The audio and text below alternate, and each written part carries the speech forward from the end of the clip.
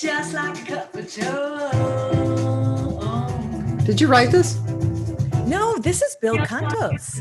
Oh, Yeah. nice. I just turned it into a samba, but it's his tune. Sounds great. It's fun. Once you're by my side, my eyes just open wide. When I need to pick me up, the thought of you just fills my cup, and it's uninterrupted bliss. Imagining your kiss. I love this band. You are my mess, so yes, your love is my espresso, and I guess no one else will do. Just you.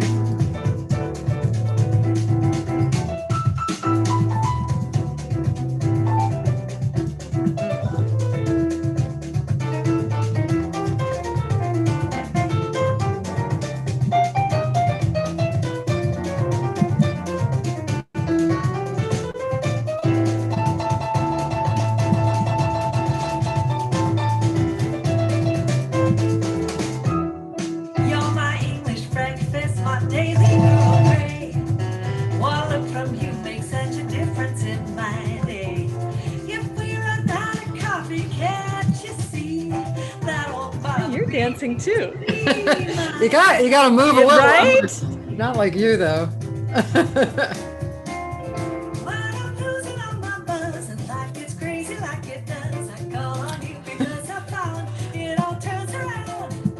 Sounds so pretty. It's a great songwriter, Bill. And I guess no one else will do. Just you.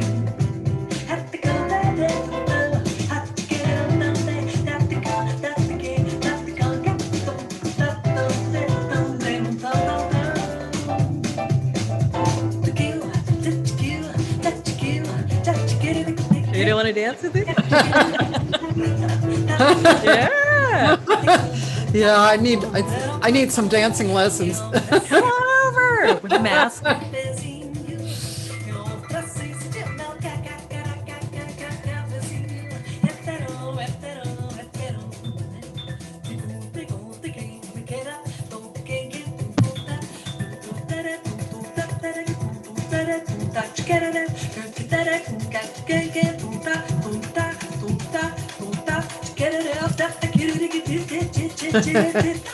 Go, girl, go. I haven't listened to this in a long time. It's fun.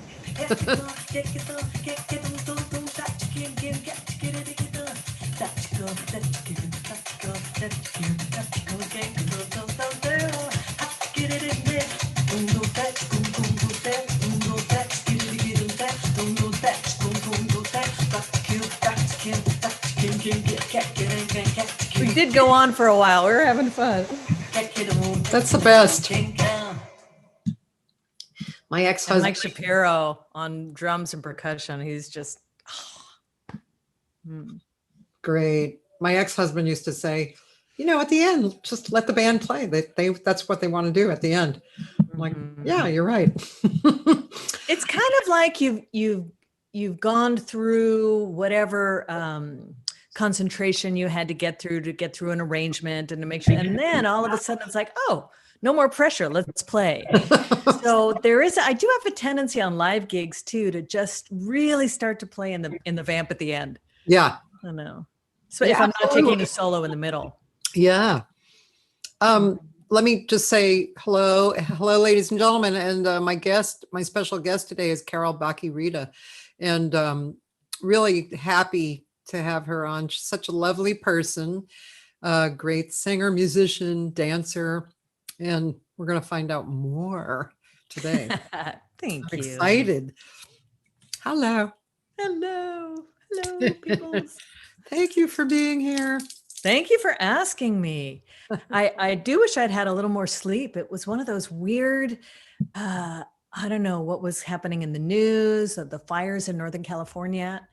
Realizing I'd left my laptop at my mom's, we did a Zoom for her birthday. And so I've had this new computer sitting in the box because I'm not a technical person for about 2 weeks waiting for a tech person to help me. And finally last night I went, well,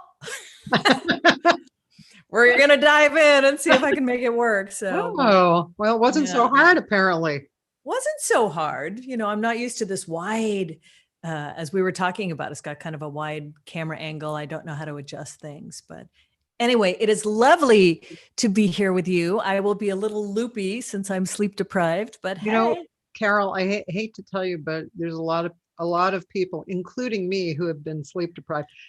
What happens to me is I'm exhausted right before I go to sleep, and I lay down, and all of a sudden I'm awake. Yeah. It's really, these are weird times. yeah. One day, actually, it was great because I was up. I had to get up. So I was up at, 3, and I was trying some painting, and then I said, okay, I'm going to turn on the TV. And I saw some hysterical political cartoons that I haven't even seen other than at 3 a.m. It was great. You mean like animated series? Yes. Like, It was by Stephen Colbert. Oh, he's wonderful. And it was on Showtime, I guess. And a half-hour cartoon, and not only focused on one candidate, actually both. It was pretty funny, man. I was glad I was up at that hour. Laughter is the best medicine, the best balm for the soul. Yeah. I'm with you there. So, boy, I'm excited because I know, of course we know each other, but I really haven't known a lot about you. So this is really my treat, actually, to find out. So first, I do want to know where you're from and how you came up, how it related musically, what happened. I think did you say your dad is a player? Oh, no. Oh, my dad is a neurophysiologist. He was one of the first researchers in brain plasticity, but one day he decided he was going to write a song, and he had a little Casio keyboard. He was kind of like that. He would just decide, I'm doing this. I'm buying a Jeep, even though it makes no sense. I'm going to write a song. And it was kind of like a little Russian melody love song. And this was years and years ago. And I turned it into a salsa tune and had a session in San Francisco. So we recorded it, but we have to listen to that later. He was not a musician. Okay. We have to listen to that song though later. But we made it work. It was fun. It sounded really good. I was actually born in Germany because my father had research projects all over the world, and he had a fellowship in France where I commenced life, apparently. And then they moved to Germany, and I was born there. But they were just there for a year. So from there it was to Northern California. And Northern California, Marin County was always home base. What we would do was rent out the house every 7 years or so and go move to another country for a year. Oh. So yeah.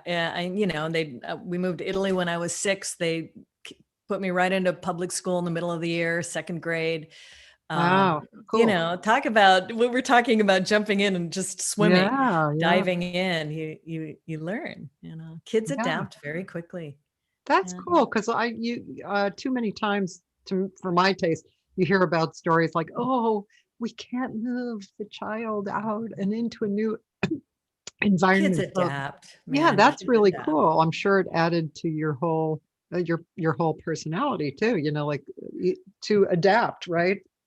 Yeah, we also were lucky. I mean, my mom had grown up partially in Rome through, I don't know, maybe 7 through 17 when she immigrated here. So the fact that at least one parent spoke the language, mom spoke like 5 languages and dad spoke a number. So it did help.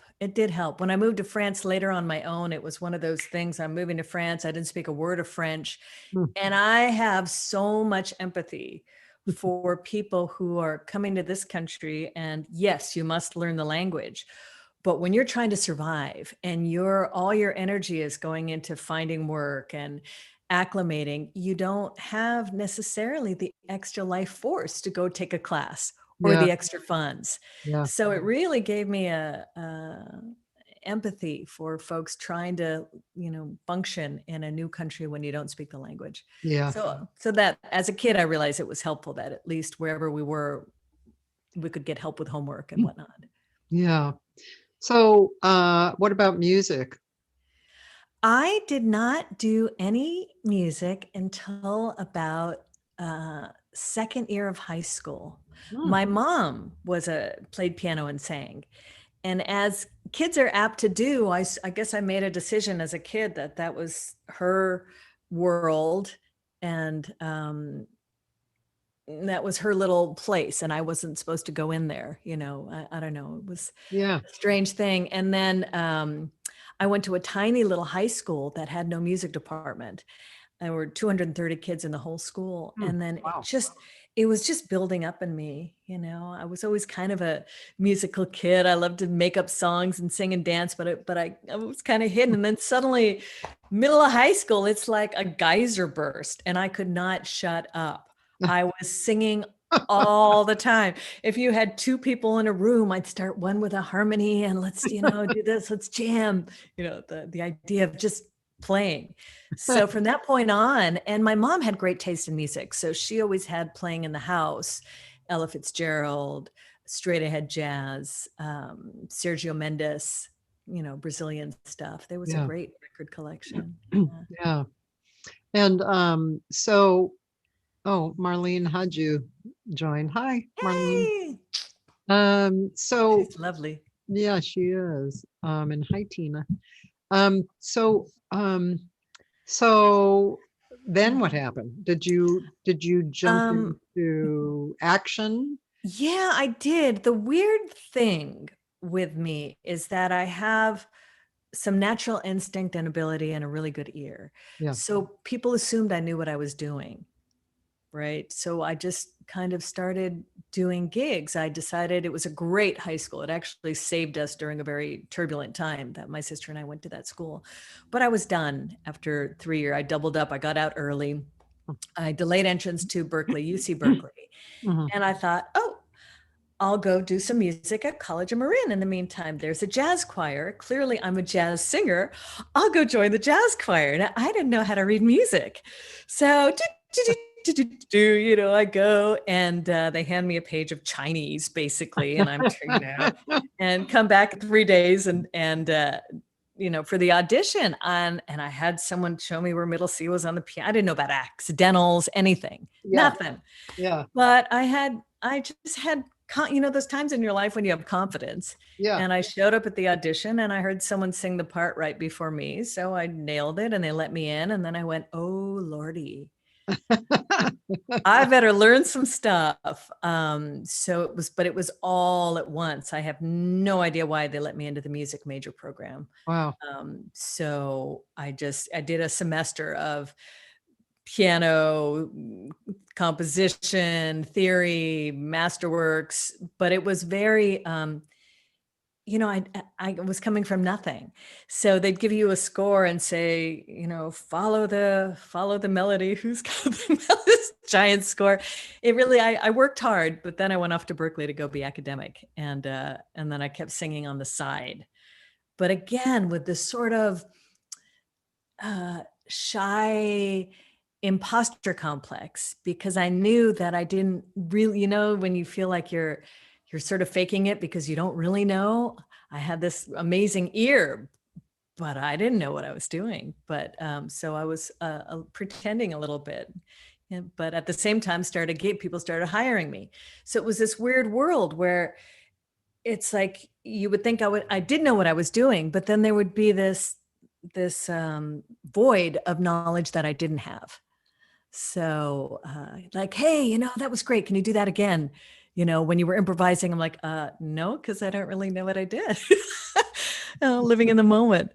So that's how it started. And I just always loved music. And I was at Berkeley and I wasn't a music major. It just never occurred to me to be a music major. But I was singing in the jazz choir and I was singing with the jazz ensembles and I started gigging on the side. And yeah. And so when did your love affair with Latin music come in? It was always there. I think Mhm. hearing all that Brazilian stuff growing up, and dance also was one of those weird things that my body just knew how to do. And we moved to Mexico when I was 12. And the wonderful thing about Mexico and also European countries, there were lots of wonderful things about Mexico, but there isn't the age segregation that we have in this country. I mean, I grew up when mom had a party, she would throw these dance parties. We would be there. Grandparents would, when we threw a party in high school, she would be there dancing. Um, at 12, I could do anything in Mexico. I was very independent and I could go, we could go hear music. You could be in a bar. When we moved back to the States at 13 or 14, I went and got a fake ID. I didn't drink. I just wanted to be able to go do stuff that you're not allowed to do in this country, Yeah. So I was dancing, I was listening to Latin music. I listened to a lot of salsa in university. It was my my recreation. I Yeah. would just go dance it was free. Most of the time you'd find a place that was free. I never drank. I'd drink water all night long. That was free.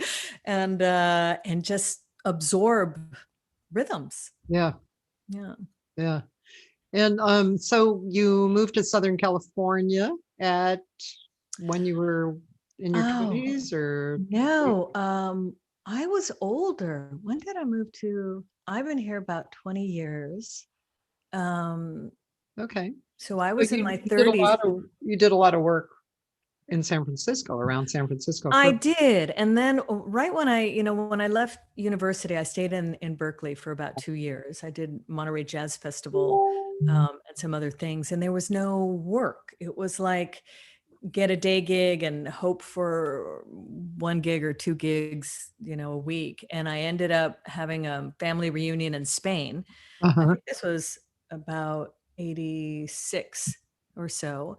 And then I had some friends playing in Dizzy Gillespie's big band, 70th anniversary big band. And they Uh-huh. said, come join us in Montreux and, hang out. And I love to hang out. I just love to hang out. And soak things up. And I ended up after that in Paris on my own. And everywhere I looked, there was a jazz club. It's like on every corner, there was a jazz club and a chocolate store. And so I went home, packed up and moved there. So I was out of the country for a good while and then moved back to San Francisco and was working in radio. I stopped singing for a long time. Oh, wow. I was doing traffic reporting and news stuff on the radio and got into voiceover. Yeah. And that's what brought me to Los Angeles. I Oh. wasn't singing. I wasn't even singing in the shower for a while. Huh. Yeah. Wow. Well, there's interesting to think about all that because it really was a strong thread for you and it seemed to be like born into you. And even though you weren't doing it, yeah, I mean, that's the thing. It's like, I remember when I moved from Boston to LA and I was, wasn't singing right away. And I went to San Francisco first and then came down Did here. you? See, I Yeah. know so little about you as well. Yeah. But I was there just for something like 4 months or something. But, met a few people sang, but then it was too much like Boston and I wanted to kind of, expand, so we came down to LA. But yeah,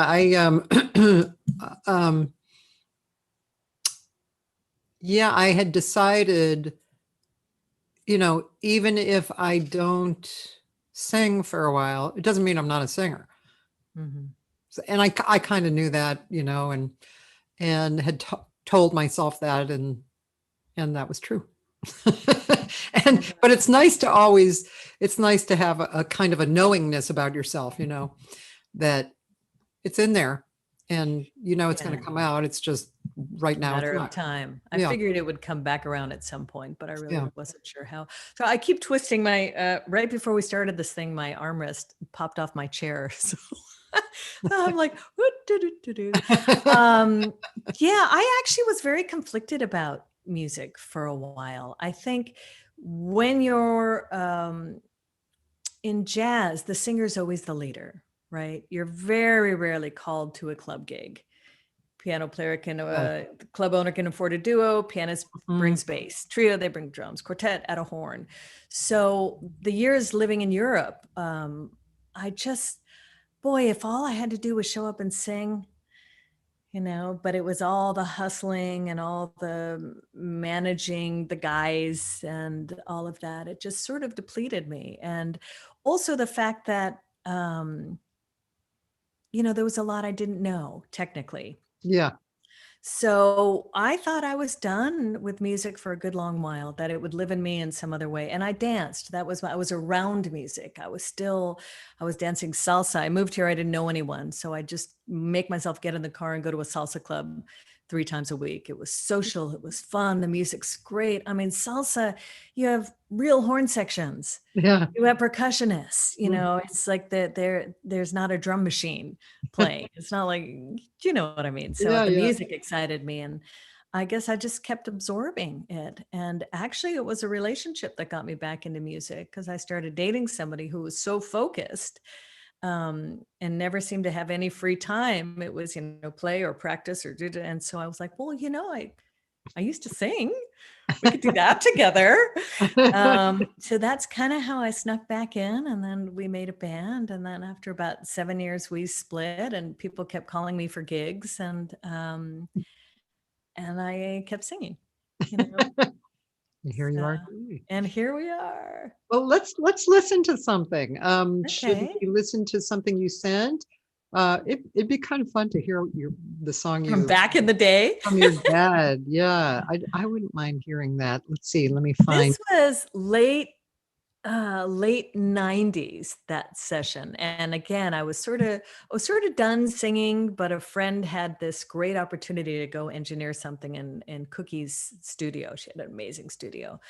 And he asked me to throw a band together. And so we threw my dad's song into the mix. And it was Bruce Foreman on guitar, Al Plank on piano, who's just, I mean, hearing this makes me smile. It was a long time ago, but I miss Al a great deal. I've never had a mentor in life, but if anyone came close, it would have been Al Plank in the Bay Area. Yeah. His name is familiar to me, but I didn't really know him. Yeah, he didn't travel. Yeah. I mean, I think he would have been pretty well known would he travel, but he stayed put in the Bay Area. Yeah. Okay. And Harold Jones on drums, who's just a love. Cool. So we're going to hear this, and we're going to hear Dad's tune. Yeah, we're not looking at, everybody's still looking at us, but we're gonna play it.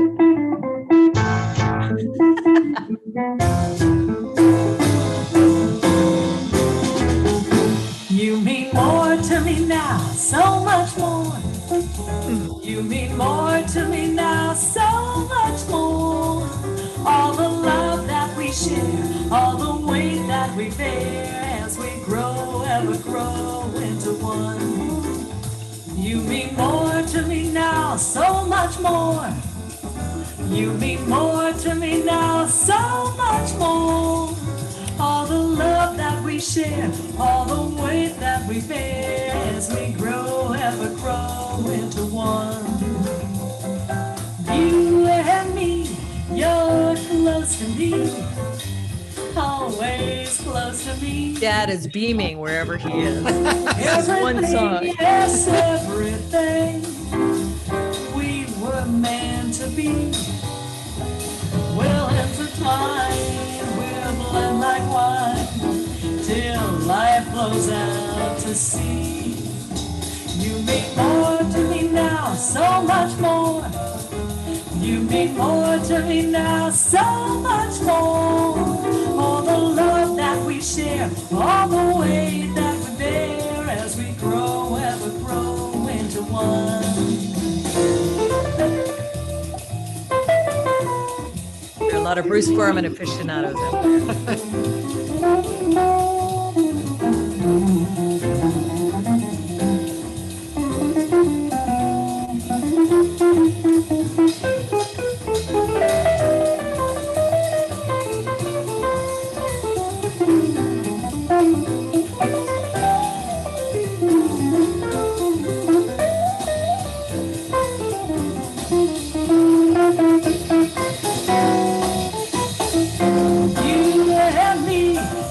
have to hear it all the way through.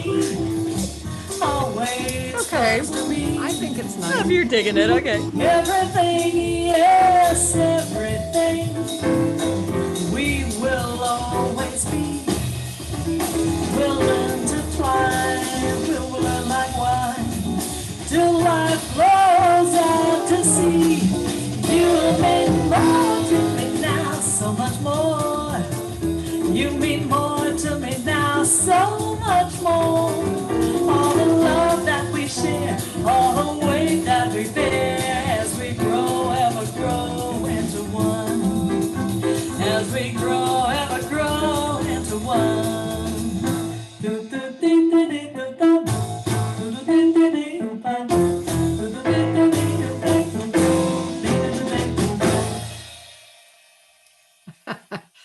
Cool.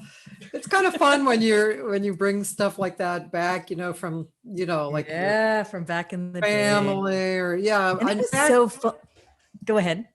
I was just going to say that strangely, last night before I went to sleep was something like 1:45, and I got this communication from from an acquaintance on through Messenger from Boston. He was awake, and we were going back and forth. He's do I know what he plays actually?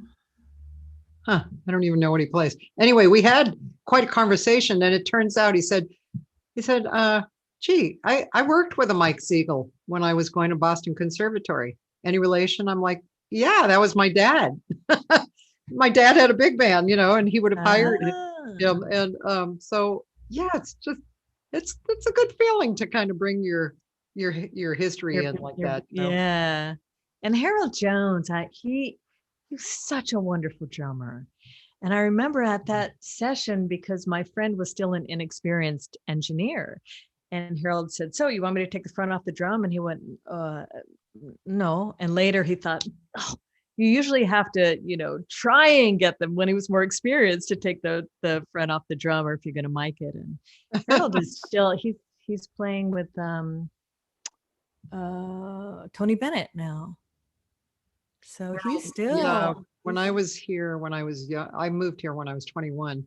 And in those days, he was extremely present here and working a lot. Was he? Yeah. Mm-hmm. Was Sarah Vaughan for a long time? Yeah, well, she lived here. Yeah. She was, yeah.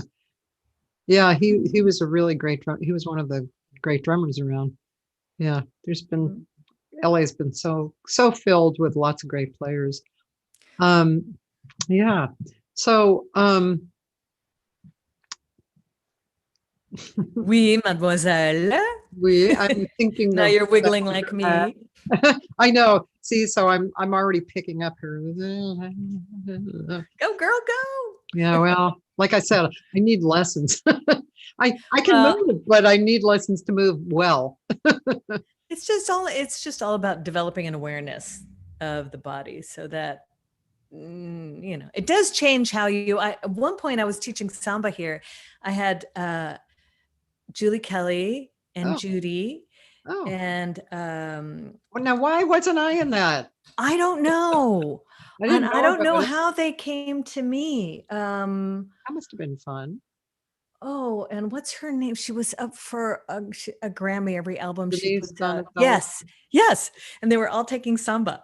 And it does change the way you feel Brazilian music. And one of my great frustrations is that I can sing the drum parts, but it's my surdo, my pandeiro. I have every percussion instrument, but I get so frustrated trying to learn it because I can hear it and sing it right away, but my hands don't know how to do it yet. So I think it's the same sometimes with dance, where you feel the rhythms, but the body isn't used to executing. Absolutely. My husband and I tried to do swing dance lessons, and that's exactly what it was. It was, we felt it, both of us felt it, but to go through the awkwardness of, but I mean, that's why you practice. That's why you learn and practice. Same way with me and piano or flute. And, it's just, Yeah, piano was always like that for me. I always wanted to be better at piano, but Mhm. but when I would take lessons from friends, they would think I knew this much and I only knew this much, Right. so it was really slow. And then just you have to find the right thing that the student is really attracted to practice. Right. And we got to find the right teacher, Yeah, well, yeah. who gets that and knows uh, when you really don't know what you Yeah, don't know, because yeah, they can also get frustrated with you or think you're not trying, but right. sometimes you really just don't know. I mean, it's almost flattering that they have that higher estimation of Almost one's abilities when they're like, you turn the time around. Oh, did I? So. Yeah, that's really interesting. Piano for me has been a really interesting. I Mike Patterson, who used to live here, a piano player, he gave me a 2-5-1 pattern that I had to work on and develop in each key and voice lead. I understood some of that because I went to Berkeley in Boston. But however, um, after I learned that actually brought me it brought me really forward because it was easy to practice. I figured it out, and then it just became what I did. Um, and I was playing for a Japanese class. I taught at this Japanese school here in Studio City, and I was playing piano for them, just kind of learning. And actually I can play in time and I can change keys and I can, I don't sound horrible, but it's anybody who who actually knows how to play piano, and including me, is kind of, well, it's okay. Anyway, so the students had a performance to do in front of the school. So I go out and I'm sitting at the piano and I start playing for them. And then I suddenly realize I'm playing in front of people. And I literally freak out in my head and start totally screwing up. And I had to really quickly get my shit together in my head. But it was really interesting to me. It was like, whoa. And I also had a gig with Hide, what's Hide's last name? Anyway, Japanese guitar player. There was a place in Koreatown that had music for a while, and we had a gig there. I played piano and sang, and he played guitar. And he did the endings, the solos. He did the things that would stand out. But I was there. So, but it's really interesting being kind of mediocre. Oh yeah. I'm taking a Brazilian percussion class right now on Zoom, and thank God we're all muted. It's, you know what I mean? It's a pagode class, and What is baiboche? pagode is a style of Brazilian music that you kind of they sit in a semicircle, and it's all percussion and voice and cavaquinho, maybe like a little Brazilian ukulele. And it's just the swingingest, groovinest. It just, sends you. And it's done with so much heart. But there's nothing more annoying than when it's not in the pocket groove wise. I can't. It's physically painful to me. And it's one of the reasons why I stay away from classes, because even if my ability, it's like you want to play tennis with someone better than you, but even if my ability is, if whoever else is playing is not in the pocket, because I have my time is right on, I can't hang. So this new format, which is Zoom, so Jorge Alabé in the Bay Area, he's playing all the instruments and singing, and we're all in our little squares playing along silently. Because we're muted. So it's fabulous. I'm learning, but also, how in a class, or when you're in a class and you hear something and you don't quite have it, and you want to keep working on it, even though the teacher's on to something else or the teacher's talking. And so Yeah. you hear all this noise and people are kind of noodling. It drives me nuts. but I get to do that now because he'll be like on to explaining the meaning of the song in English, and I'll still be working on the surdu pattern, happily getting it into my system, knowing that nobody can hear me. So there really are an advantage. Yeah, there is an upside. Okay, there's a COVID upside. I found one. There's more than one, actually. Well, I found one. I found one this morning. I can finally take a percussion class, and my own. It drives me crazy when you're talking about being mediocre. It drives me as crazy as it would anyone else listening to me, because I know when I'm not in the pocket and I can hear it. And so I do get discouraged from learning, but this format is great. That's why I stopped playing percussion on my gigs. Little percussion, because I wasn't practicing it. And I was like, I'm not doing a great job. Why? And players are probably miserable that I'm doing this. If it's not just even a shake, it drives me. Yeah, I can't hang. So excuse me. Anthony Cucina, who joins us a lot, he says hello. And could you talk a little bit about the drum behind you? Oh, yes. This is a surdo, which is like a Brazilian bass drum. This is a medium one. There are big ones and smaller ones, and you see them in the parade. Parades, people are playing them strapped on and playing. And then in a pagode setting, which is what I just talked about, you have feet on it because you're sitting and it's staying in one place in front of you. And it's got a great that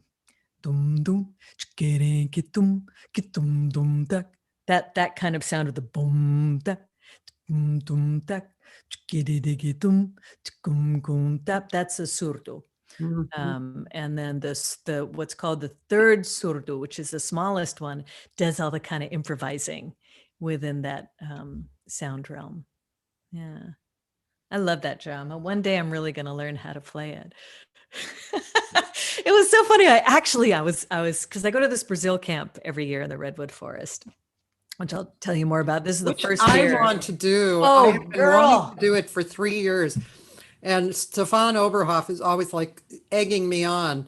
I'm going to do it the next time it happens. And we had to pull Stefan there, and then once you get there, the guy who organized it, he's an old friend of mine. I had just moved to LA and he started calling me. I started this Brazilian camp in the forest. I'm like, yeah. All right, Dennis. Okay. And the next year he'd call me, you got to come to camp. I'm like, I finally showed up, and it is my idea of heaven. And I would say I wasn't singing. And so for the first 10 years, I went every year and I didn't sing a note. Wow. I just danced all night because there's jam sessions all night. I just danced and played drums and soaked it up. Nobody knew I sang because I had stopped singing. So I loved that sort of the anonymity. I was in singer anonymity for a long time. But anyway, what was I gonna, again, I'm a little loopy, so I lost my place. We're talking about the drum, Brazil camp. The surdo. Oh, okay. So I was starting to play more at camp, the surdo. And we had a gig here with Robert Kyle, and I had a band together. And we decided at the end of the tune, we were going to break into like a bateria. Finally, I was going to play my surdo. So it was like my debut, and it's a big thing to carry. And I carried it to the gig and I put it on the stage and I'm singing. And it was Hussein Jeffrey was on bass, who was like, just the best guy.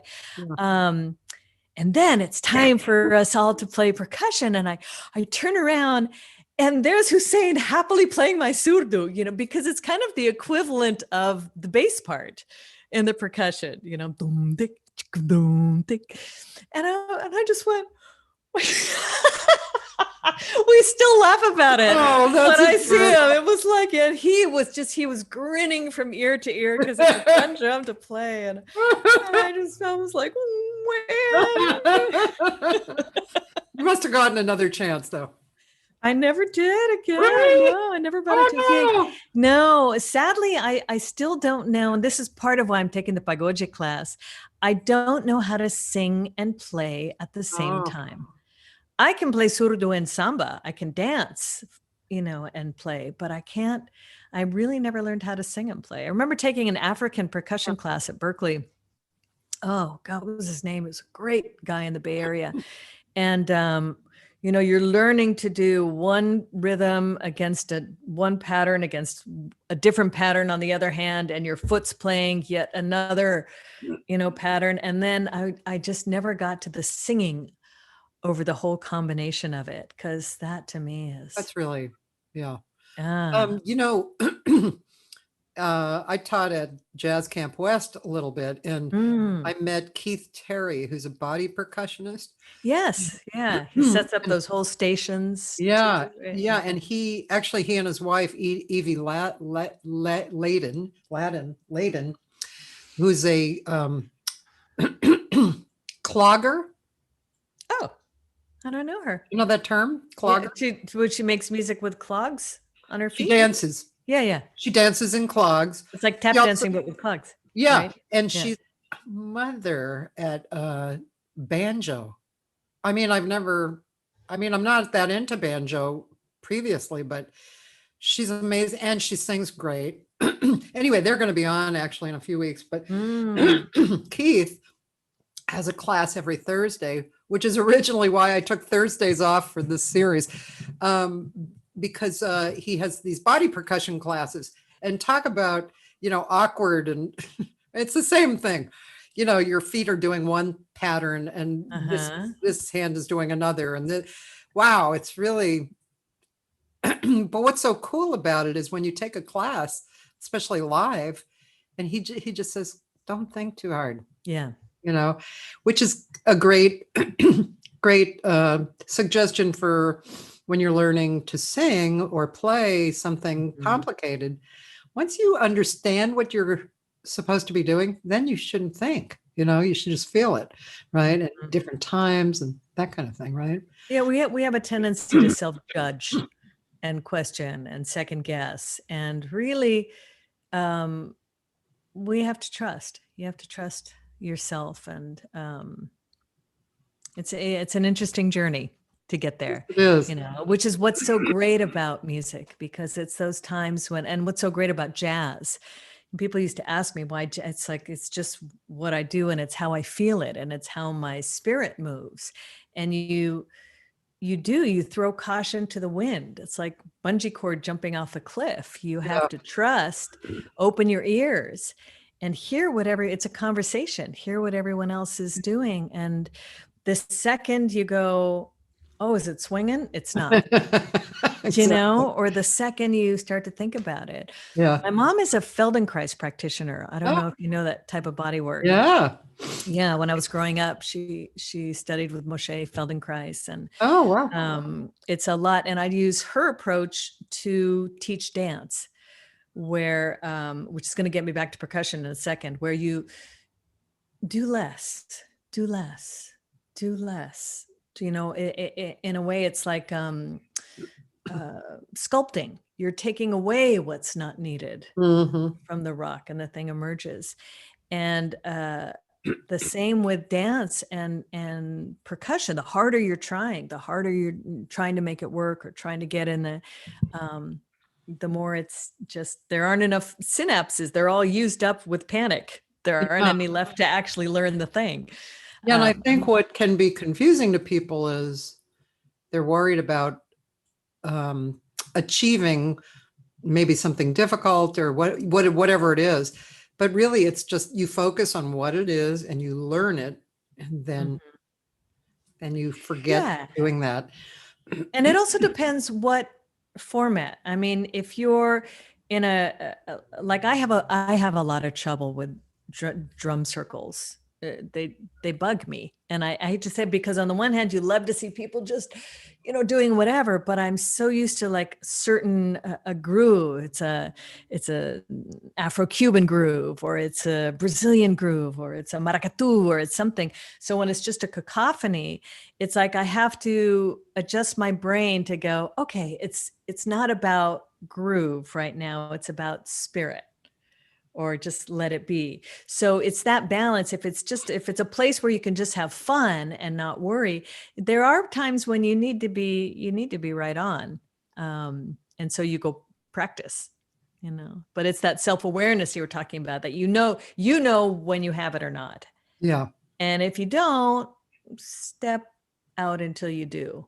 Yeah. No, it's like at this Brazilian camp, they have a beginning bateria and they have advanced bateria. And anyone is welcome in the beginning bateria, and you get a lot of people who play one instrument advanced and they come to try a new instrument in beginner. But boy, if you step into that advanced bateria, and you are not there, you get booted by, these masters come from Brazil and they have ears they can go, look around and go, you out. Yeah. So really, you can't be like, oh, I'll pick it up. It's like, they pick you out. They're like, one little drop of something is off. Even you're playing agogo, tung tung tiri, tung tung, the bells. I have them somewhere. And if you're if you're not in the whole huge like orchestra of percussion, they'll be like, you. So, there's a place for everything. There's a place for, but it is one thing that I was going to say. We were talking about gigs and recordings and bungee cord jumping. It's one of the reasons I love duets. And when I started singing again, we had a lot of arrangements in this band, good arrangements, but arrangements that had to be executed perfectly. And the way I kind of allowed myself to breathe again was in the middle of the set. I'm like, okay, I'm going to do a duet with bass. Let's see where it goes. And in recording sessions too, I always do a duet. This last project was a duet, drums and voice. And we just, let's see where it goes kind of thing. And it was Mike Shapiro, and we did a take, and we were like, oh, that was cool. And then the engineer went, oh, I didn't record it, or something went wrong. Can you do it again? And then we went to a different place, on another take, and we kept that one. But I do love that about music, about trusting yourself and going where it goes. Yeah. Yeah. I was just in the studio yesterday in a co-producer position, and so the pianist was playing this really beautiful piece that she wrote, and it's a real mixture of what she has soaked in, and include it. She's not a classical player, but it had these classical elements. It was really beautiful ballad, harmonies going where you didn't expect them. She took I think we did about 6 takes. And at the end, we were messing around with the number 5 and 6, and every take was nice. But I said, you know what, just to satisfy me, let's listen to the first take, because I remember really loving it. Mm-hmm. And we took the first take. Yeah. Because it had magic. Yeah. And it had, even though there wasn't a super strong melody, like a pop song, there'd be a real melody. There was a melody that was kind of floating through it, and you heard it and sensed it. It was continuous and magical. So organic. Organic. Yeah.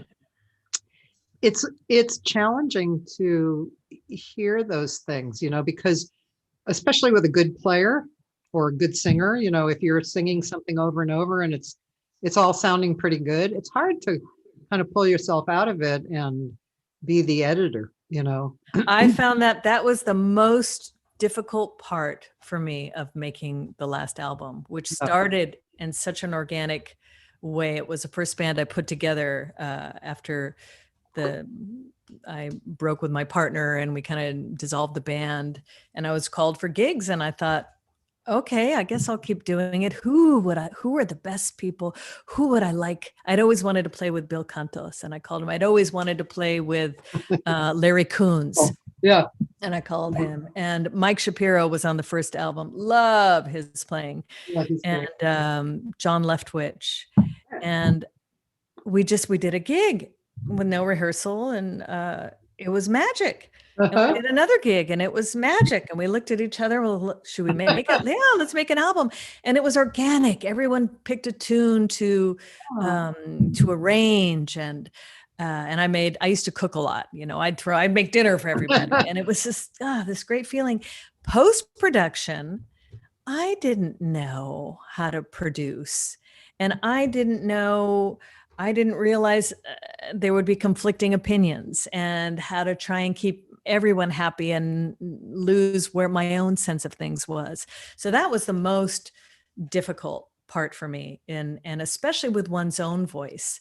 I'm just now beginning to be able to listen to stuff and just enjoy it, rather than pick at it or find the flaws. It's a minor shift of a point of view too. It's really difficult. It's like a lot of times, even writing about myself, for PR, I shift into a point of view that I'm not listening to myself. I'm listening to somebody else. Yeah. And that's good. But I mean, there's a super fine line about that, and I mean, most of the things that I'm working on now, I am using a few ideas that a few people have mentioned to me, like Larry Kuntz. I asked him a few years ago. I mentioned this on the show before, but never to you. I asked him what he was working on, and he said, Kath, I'm working on what I have to work on, but with joy. Mm-hmm. That's what he was practicing. Yeah. Joy. Yeah. So that really changed what I was doing. And then I had a conversation with Carmen Bradford a few months ago, a month ago, and she said, we were talking about this, actually. We're talking about in the studio, how do you get to the magic? And she said, I always leave room for God. Mm-hmm. And I was like, And as soon as she said that, just listening to her say that, my space changed.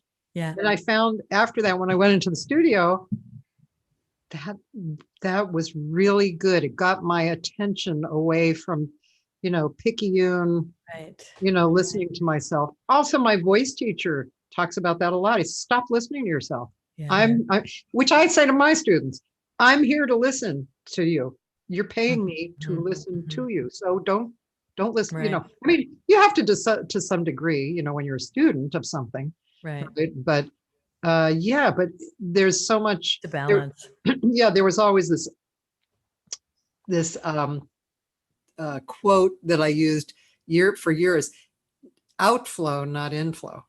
Mm. And that's a good, right? That's helpful as well. Right. Yeah. It's like with voiceover, you really, I don't wear headphones when I'm doing, because you end up listening to judging your execution. Yeah. Take the headphones off and just do it and listen to it in editing. Yeah. But and that's another reason I have trouble recording music, is because you have to have a headphone on. I agree. And it's really hard. I hate it. Because you you listen and you judge. And I do think that's why at every recording session that I do, I throw in just an off the cuff duet just to loosen up. Mm-hmm. I mean, you can always not use it. Yeah. Sometimes magic happens. Yeah. And it also gets you out of the worry of executing this arrangement or that arrangement. I don't know if you're interested in playing, but like the Nature Boy that Mike and I did on the last album is pretty fun. And that was one where we just went, let's see what happens. And we kept it. Yeah. Is this a YouTube thing or Spotify? Probably Spotify, where you found Morning Coffee from. And what is it called? Nature Boy. Yeah, I got it. Yeah. This is on the Minha Casa, right? Minha Casa. Yeah. Brazilian Minha Casa. Yeah. Yes, it's like the waves go up and down. There's like like the ocean in the rhythm of this. Here we go. There was a boy, a very strange, enchanted boy, and he traveled very far, over land and sea. though very shy. Bo-diddly-dum, side of eye. Bo-diddly-dum, very wise was he. Oh, and then one day, bim-bim-bim-bim, a magic day he came my way. Oh, bim-bim-bim-bim. And though we spoke of many things, fools and kings, this he said to me, oh, the greatest thing you'll ever learn is just to love and be loved in return. Ain't no ding dong dong dong. Ain't no dong dong. There was a boy, a very strange and gentle boy. And though he traveled very far, over land and sea, though very shy and sad of fun, though very wise was he. And then one day, magic day he came my way. And though we spoke of many things, fools and kings, this he said to me, oh, of the world, the greatest thing, ding, ding, you'll ever learn, ding, ding, ding, is just to love, how be loved, still waiting, ha, ha, ha,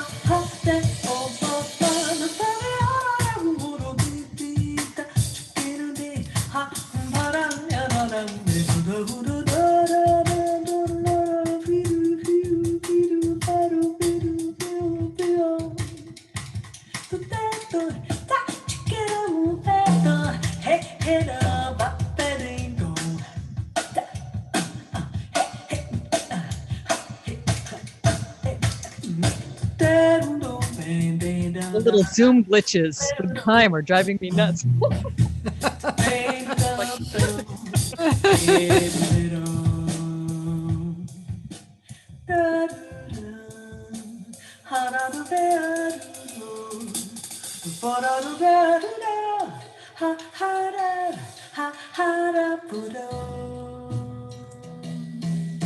The greatest thing you'll ever learn is just to love and be loved in return.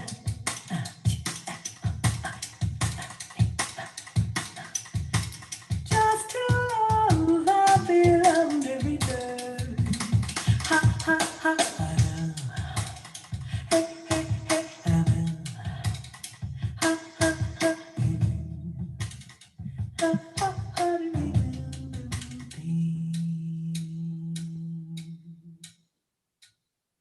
That's nice. I miss Mike. Squarespace presents all you need to launch a podcasting group. Stop. Oh, really? You don't say. Zoom is so weird because there'll be like a glitch in the sound. And so all through that, there were these little glitches. I don't know if it's my reception. And again, it was like, oh, the time's, oh, what happened?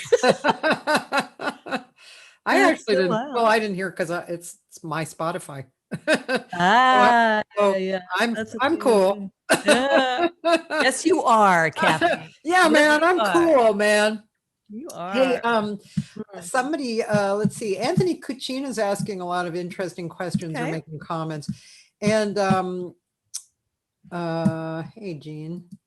Yep, you have a bunch of people enjoying this. And but Anthony said, I really like this. He said, I believe the most important thing is to listen and basically have an agreement with the other musicians that we stay in the groove.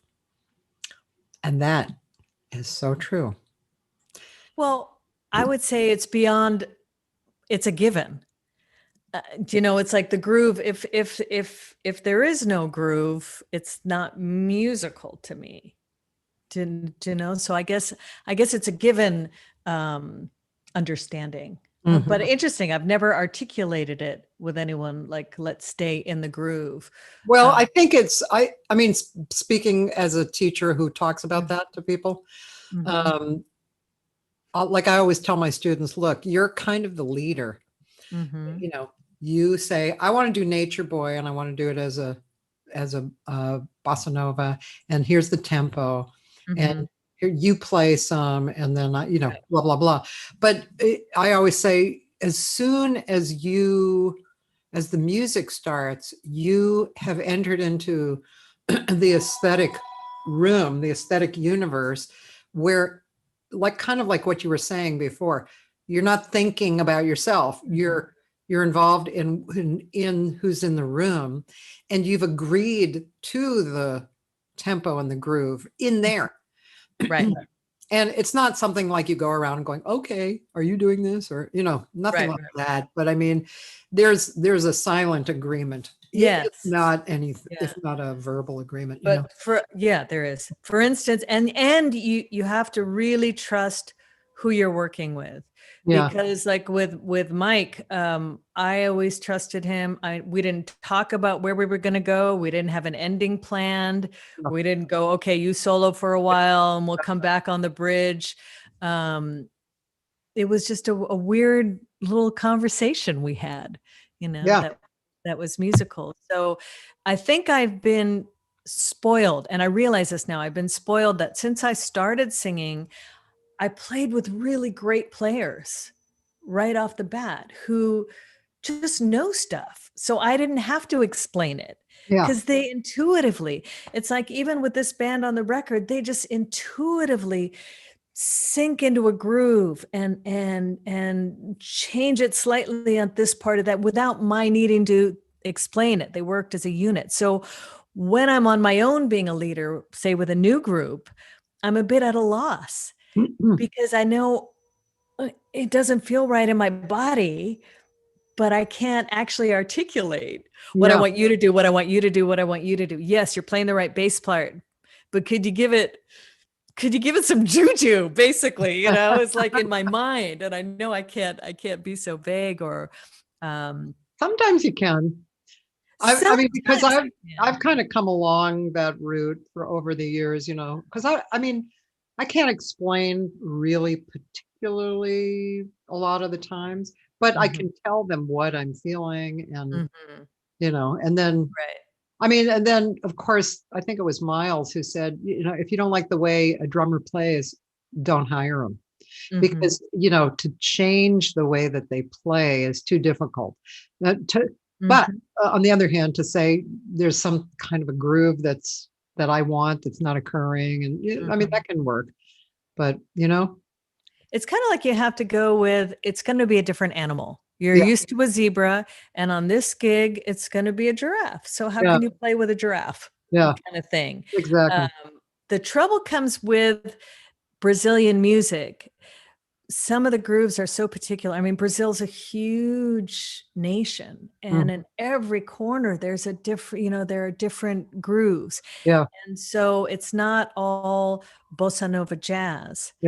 And so, and I don't do like the Jobim songbook. I have these weird other things in my head that I really at this point, I kind of want to play what I want to play. And so you do have to choose very carefully the folks who can swing their butts off straight ahead and also really get Brazilian.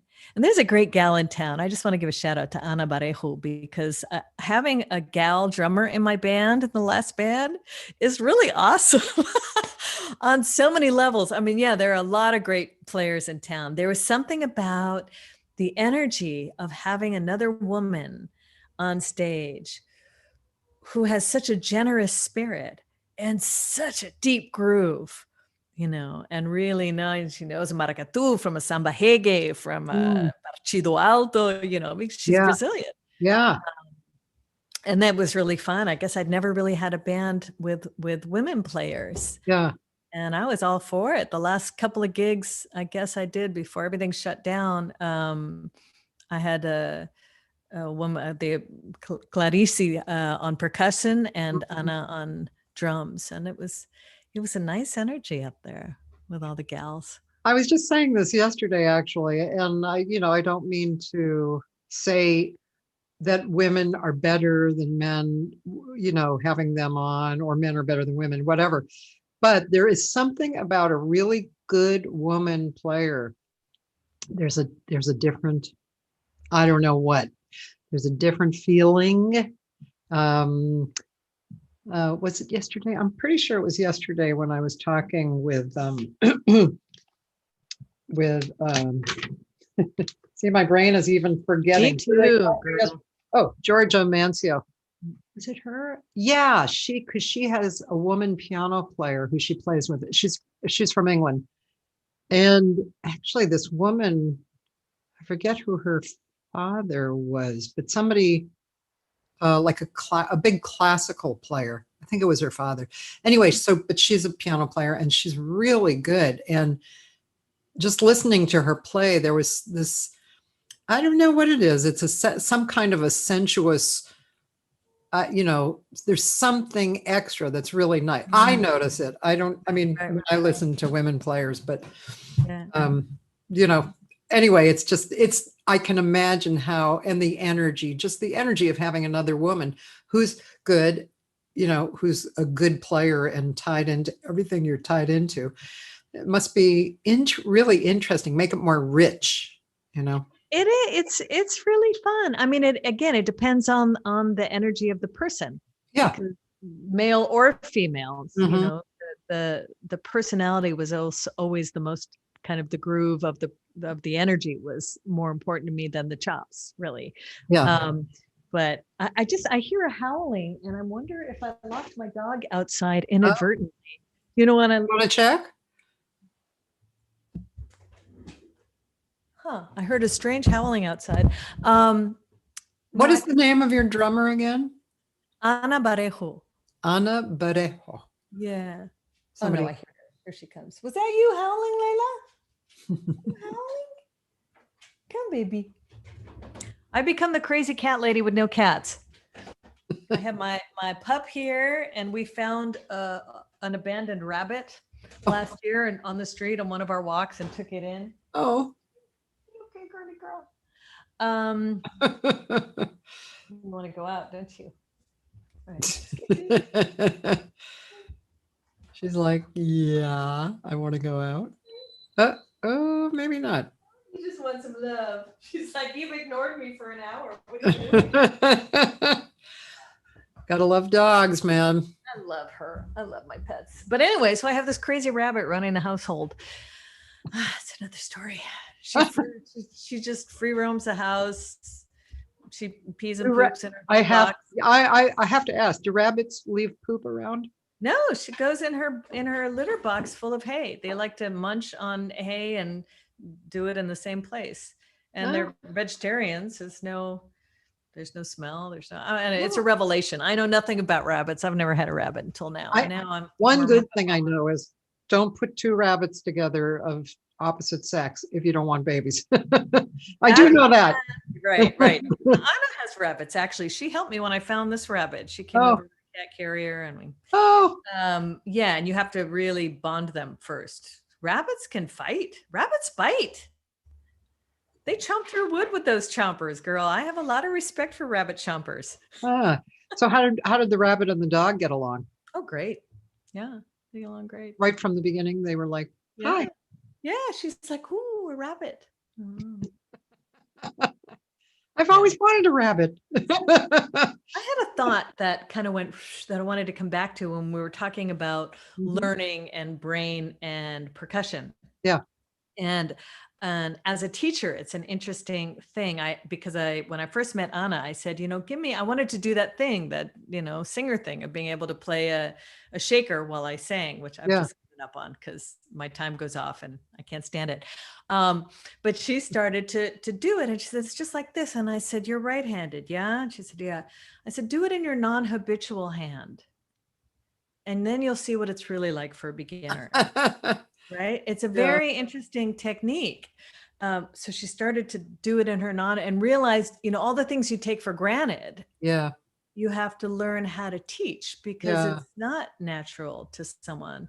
And I decided to learn tennis, and a neighbor brought me out, and now I signed up for lessons, and he said, you do it, you hit it like this. And I said, you're left-handed. Could you do it in your non-habitual hand?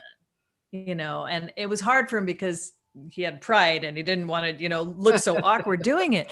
But that's how you understand the physicality of what needs to be taught, because it's not natural to somebody just learning. Yeah.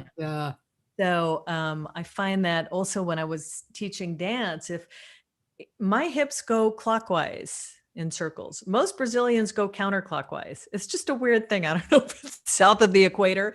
Yeah. So in doing choreography, I'll be like with it. And then they'll do all these counterclockwise hip circles that are awkward for me because it's not the natural way my body works. So it was very interesting when I started teaching to have to break down, okay, yeah, you want to say to somebody, okay, just do this because it's natural to you. But okay, let me do it on my awkward side. And then I can feel, oh, the weight goes there. Oh, the ribs have to release there. All the things you don't think about when you do it in your habitual way. Yeah. I tried salsa once, salsa dancing, and I found it interesting that my hips went the other direction first. And that was, I'm sure that I could work on that, but that was something that came up for me. Yeah, interesting. Yeah. Salsa, you step and you put your hip out. Is that what it is? Well, it depends where you're from. Really? Cuban salsa is very different from Puerto Rican salsa, but it is, becoming aware of what your body does naturally without judging it, and then seeing if you can make another choice. Yeah. So it's not, this is right, this is wrong, this is good, this is bad, but, oh, this is what my body does. I wonder if I could do it that way, whatever. Right. Anyway. You're probably a great teacher. I love teaching. Oh, I just taught beginners. I love teaching because you see the blossoming of, as the body sort of blossoms, the personality blossoms. Yeah. Anyway, I haven't taught in a long time. I stopped dancing like all year. I had the weirdest year. This year, you mean? Mm-hmm. I know we all had a weird year. We're having a weird year. These are weird times, but mine started a little bit before COVID, where I was trying to find my way through almost a COVID cloud before it hit. But I do need to get back to dance because it's just life force for me. Yeah, I myself also, before COVID started, I can't remember exactly what it was, but it was almost like I was preparing for this time. Something unusual, in my thinking and my actions. It's interesting. I wanted to go on YouTube and watch you sing and dance, perform. And so there's not much there. I'm extraordinarily camera shy. But we did record something with Jazz Bliss Brazil.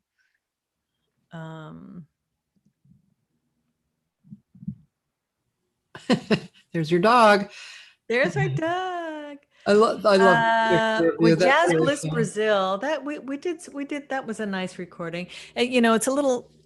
You have trouble listening to stuff. I have trouble watching stuff. But we had done like a little promo for the band. But that was a really nice band we had at the time. So this one right here. Yeah. So there's some silly promo things where we go, hire the band. It's exciting or whatever. But the actual music, I think that might be a good one.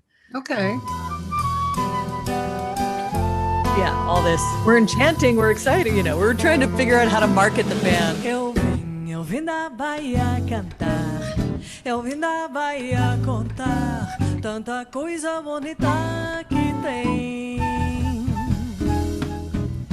Tem meu céu, tem meu mar, Bahia que vive pra te ser como se faz pra viver. Se a gente não tem pra comer de fome, não morrer porque na Bahia tem Iemanjá, é do lado do Senhor do Bofim. que ajuda a baiana a viver. Pra cantar, pra sambar, pra valer, pra morrer de alegria na festa de rua, no samba de roda, na noite de lua, no canto do mar. Essa morena quer me transtornar. Chego em casa, me condena, me faz cita, me faz cena até cansar. Logo eu. My sound is off with the video, but that must be my reception. I think so, because it seems good for me. Essa garota de mansinho me conquista, vai roubando gota a gota seu meu sangue de sambista. Essa morena quer me transformar. Chego em casa, me condena, me faz cita, me faz cena até cansar. Logo bom funcionário, cumpridor dos meus horários, um amor quase exemplar. A minha amada diz que eu pra eu deixar de férias, pra largar a batucada e pra pensar em coisas sérias. E qualquer dia linda vem pedir aposto que eu deixar a companhia dos amigos que eu mais gosto.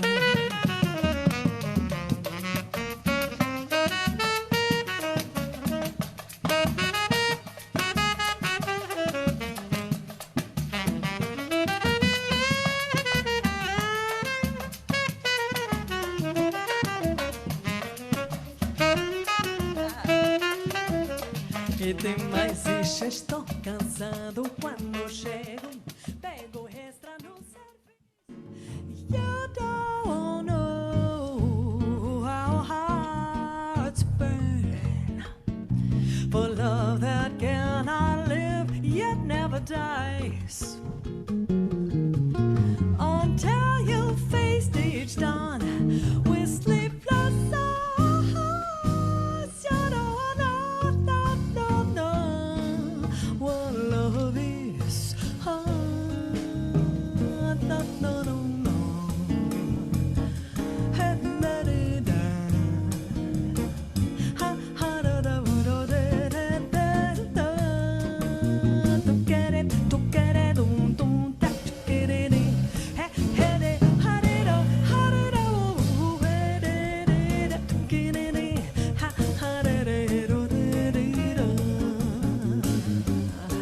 You don't know.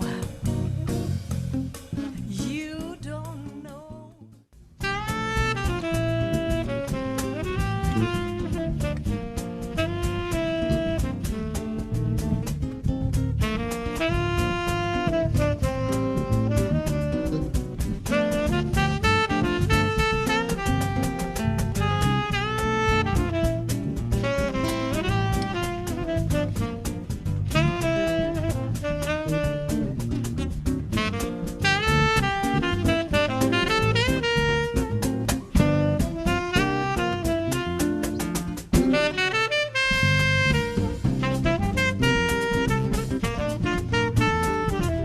I love that band.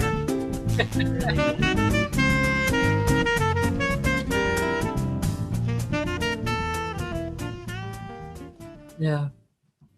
Cantinho, um violão, esse amor, uma canção pra fazer feliz a quem se ama. Muita calma pra pensar e ter tempo pra sonhar. Da janela vê seu corcovado, o Redentor, que lindo, quero a vida. We'll listen to one more, maybe? And Walter, gosh, I miss him too. Great percussionist, drummer. Yeah, really And great. Mitchell Long on guitar. That was a really Robert. Yeah, Hussein and That was a Robert fun Kyle. band. Yeah.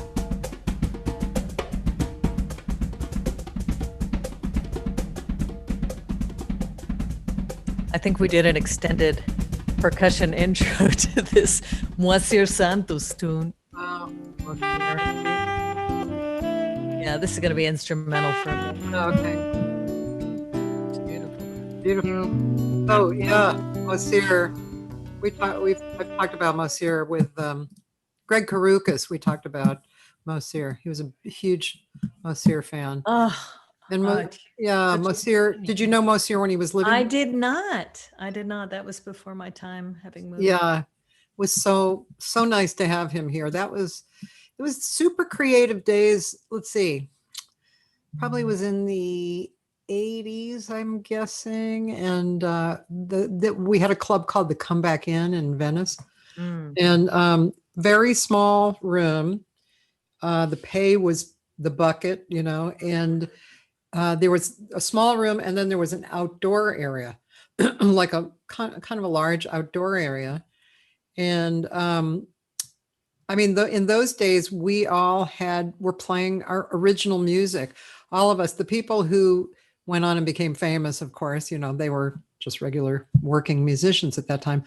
And Moacir Moacir was, first of all, just his presence was just like, oh, was it? Oh, I wish I would have known him. He was this big man, short, big, and filled with joy.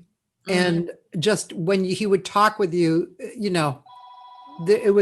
melt immediately because he was so beautiful. And his music, which you're familiar with, but he also had a band that he would arrange on the spot. He would have the horns do something all of a sudden, like no particular written out arrangements, really, it was pretty fantastic. He had a song named Kathy. I know all the writers who have a song named. Well, there you go. Paul Simon, You got your club. Exactly. Yeah, we did one of his songs on the first album, and it's just, there's something about him that's so magical, and his grooves, also mixing the maracatu with the mojo groove, that's particularly his. Yeah. He had an interesting history. He really kind of came up a little bit hard, until he started going on a good, good way. Yeah. So obviously I'm saying obviously you're fluent in Portuguese. No, I fake it really well. I speak Spanish, French, and Italian, and Portuguese. When I'm around Brazilians, it comes out. When I sing, it comes out. But I wouldn't say I'm fluent. No. Yeah. It's just one of those weird, it's like a mind moving a switch and it goes into Brazilian ability. I can't really explain it. Yeah. But I have to phonetically, when I'm looking at a lyric, I want to read it as if it's Spanish.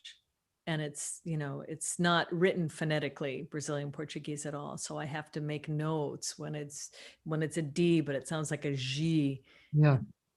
Saudade, it doesn't, I have to give myself reminders, or I want to pronounce it as Spanish because I've spent so many years working in Spanish and reading in Spanish and things. So I guess it's a little closer to Italian, right? Portuguese. I don't know. It's its own little world. And of course, Portuguese in Portugal is very different from Brazilian Portuguese. Yeah. It's completely different rhythm, and soft and hard edges are very, very different from place to place. It's almost like, I don't know, I can't explain it. The things that you do well naturally don't seem hard to oneself. Yeah. And there are things I know how to do that I can't explain why I know how to do them or how I know how to do them. And language is one of them that sometimes it's almost like I hear the music in it. Before I learned to speak Portuguese, I was phonetically singing the songs, but it was like music. Mm-hmm. Right.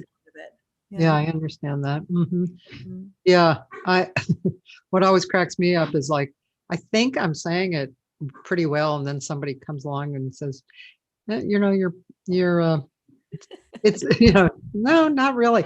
It's like being in Japan and saying, excuse me, sumimasen. And really there's not a lot of dynamics in Japanese, and nobody turns around, and then my friend will say sumimasen in the same way, Right. and somebody turns around. But it's totally not like Portuguese, like Brazilian, the language, it's very. Yeah, I don't know. I find Japanese kind of musical in its own way. The dialects, especially. Yeah, it's almost like I was there once in 1980 maybe. And what's really struck me was that, no, I guess it was 85. There's almost a completely different language for men and for women.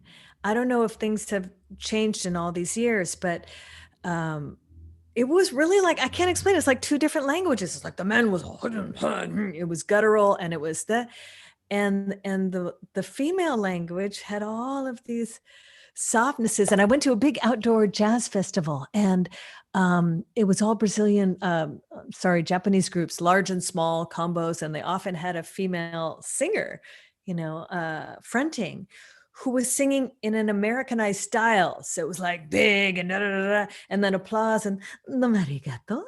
It would, this whole thing, we would switch from a brash to a very soft and covered. And I was like, wow, what is that? What is that? But I hear it like music. The marigato, whatever it was, it had different rhythms. I guess I feel rhythms first, no matter what I'm doing. Yeah, I feel rhythm of it. Right. I tend to think of that, and it's interesting to hear how you think of that. And I tend to think of it as, well, I mean, it's not that you're not thinking of it like this, but I kind of look at it as cultural.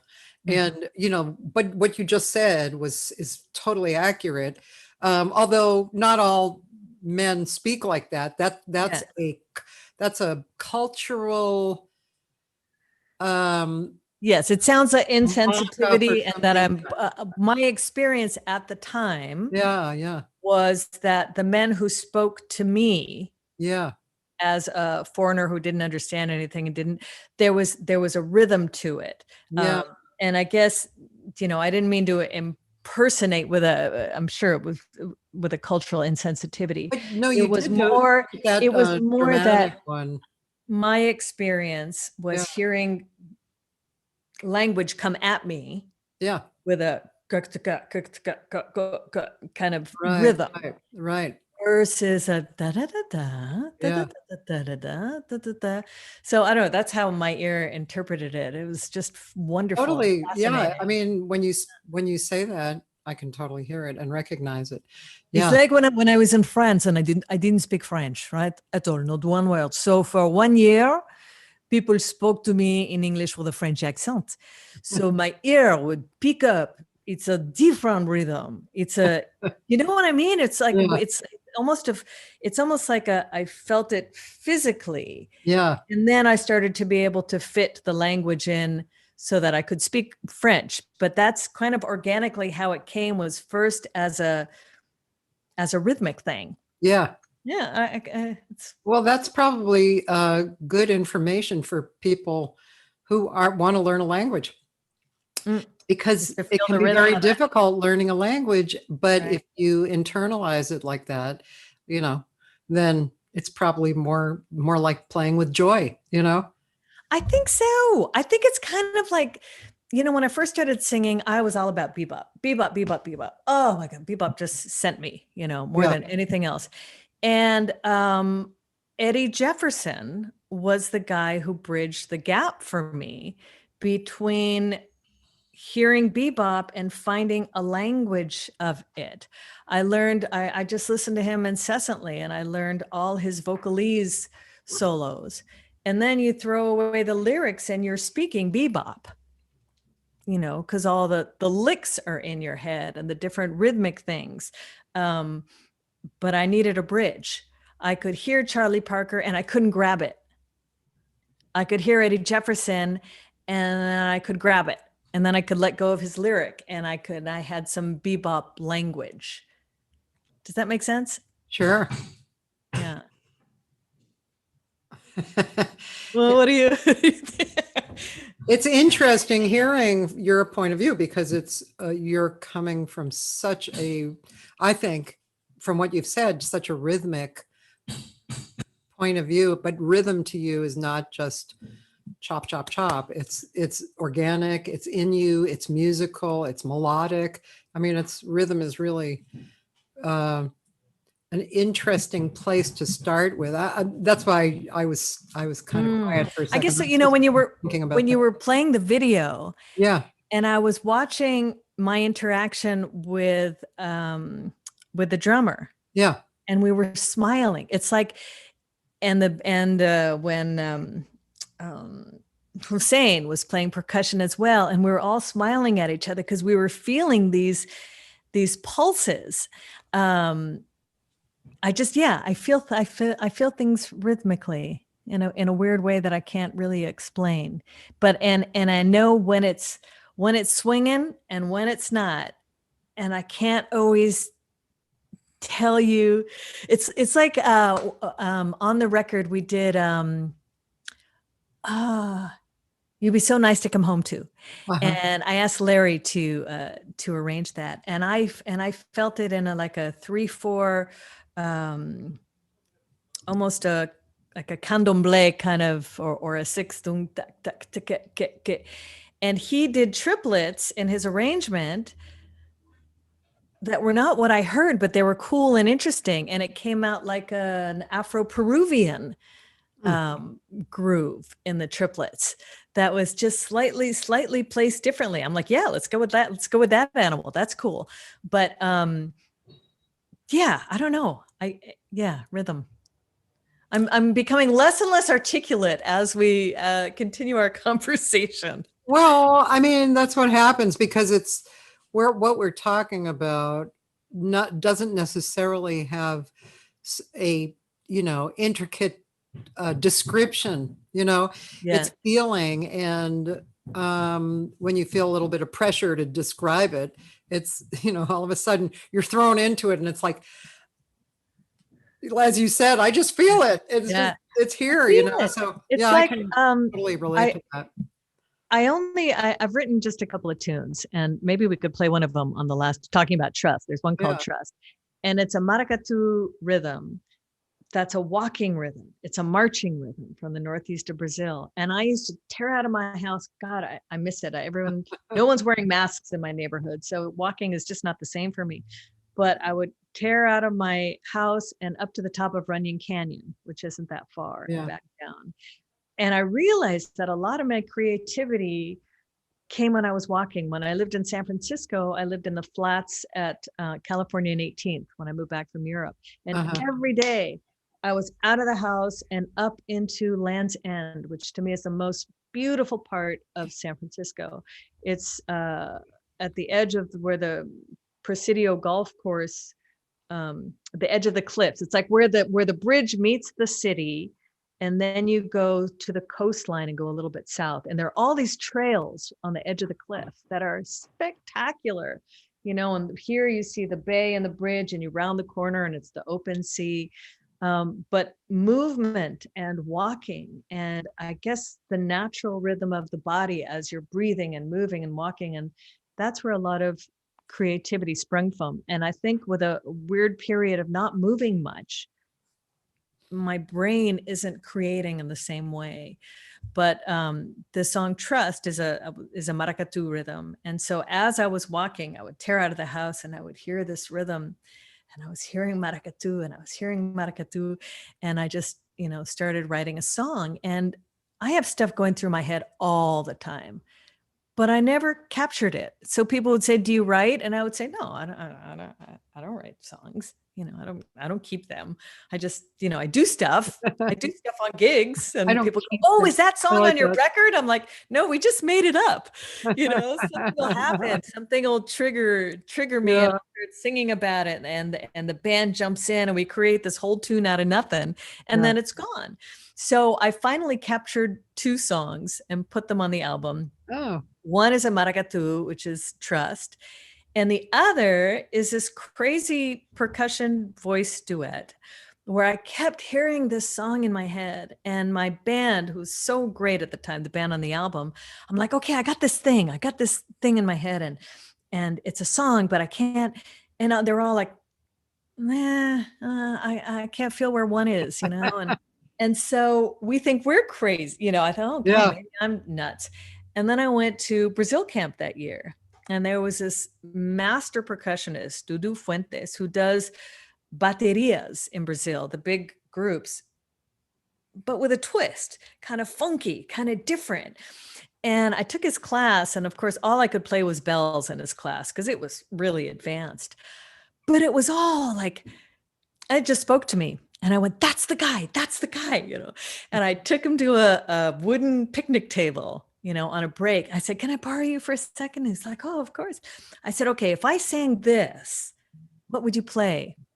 And I started singing my weird little song, and he started playing it. I was like, yes, what are you doing after camp? And he was going to Austin for a workshop, and he had 2 free days, and I had miles, and I flew him out, and we ran into Nolan's studio, and we just recorded this thing and overdubbed his percussion. And that was the Gardening with No Pants song that, I put on the album. It didn't make any sense to anybody else, but it made sense to me. And his playing made sense to me, and he could feel where it was. So well, we got to hear some of that. Okay. Let's see. And let's see. So, is it? I believe you did the Dry Cleaner from Des Moines. Yeah, we did. We did it as a samba hege. It's really, you can play a little piece of it if you want. So Trust is the maracatu. Oh, I see. Okay. Oh, I don't know what to listen to first. Well, listen to the beginning of Dry Cleaner from Des Moines, and then we can just do a little snippet and then go to the next one. I heard that as a samba hege. That was really fun to do. Okay, I'm going to play this. I'm going to step out for a second to, go to the ladies' room, but I'm going to leave the door open and I can hear it. So yes, leave the door open. Hopefully we won't hear you. No, you won't, because I'm going to turn my mic off. But here's a little bit of the Dry Cleaner from Des Moines, which I'm Joni Mitchell. Really interested to hear this one. You'll need strong opinions on any topic. Here's why you're wrong. A Squarespace website with a strong look. I love him. That's the only thing. That's the only thing about Spotify, free Spotify. You have to hear their advertisements, which is like, At least he's got a lovely accent. He does, doesn't he? Yes, he does. No wonder you're so good at voiceovers. Oh, by the way, I just had a thought, which I want to say quickly, is that in doing voiceovers, there's a technique where sometimes, you have a piece of copy and you're just working it too hard.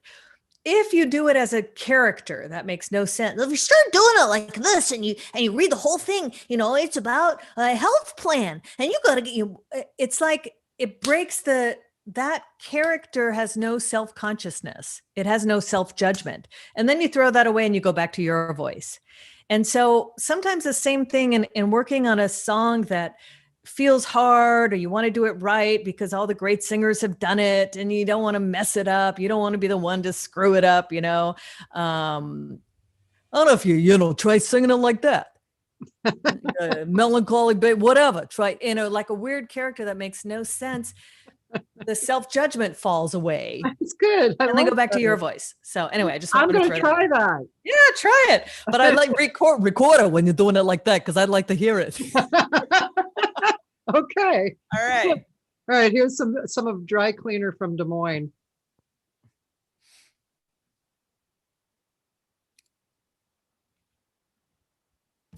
Stuck in the slot that's hot, I keep hearing bells all around me.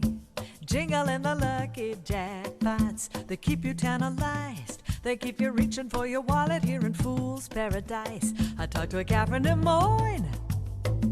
He said he ran a cleaning plant. That cat was clanking with coin. Well, he must have had a genie in a lamp, 'cause every time I dropped a dime, I blew it. He kept ringing bells, nothing to it. He got 3 oranges, 3 lemons, 3 cherries, 3 plums. I'm losing my taste for fruit, watching the dry cleaner do it like riders in a polyester suit. It's all luck, it's just luck. You get a little lucky and you make a little money.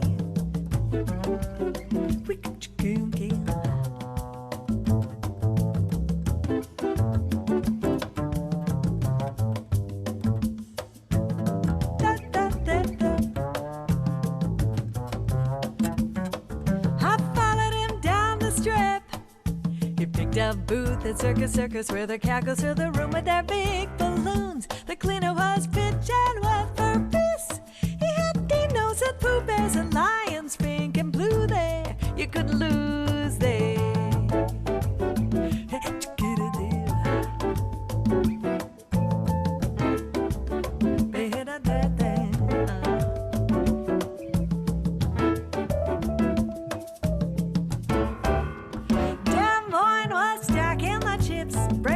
Tables ringing the bandits' bells. There's a story that's a drag to tell. In some ways goes the last every time I laid on the line. But the cleaner from Des Moines could put a coin in the door for John and get 21 eggs. Just luck.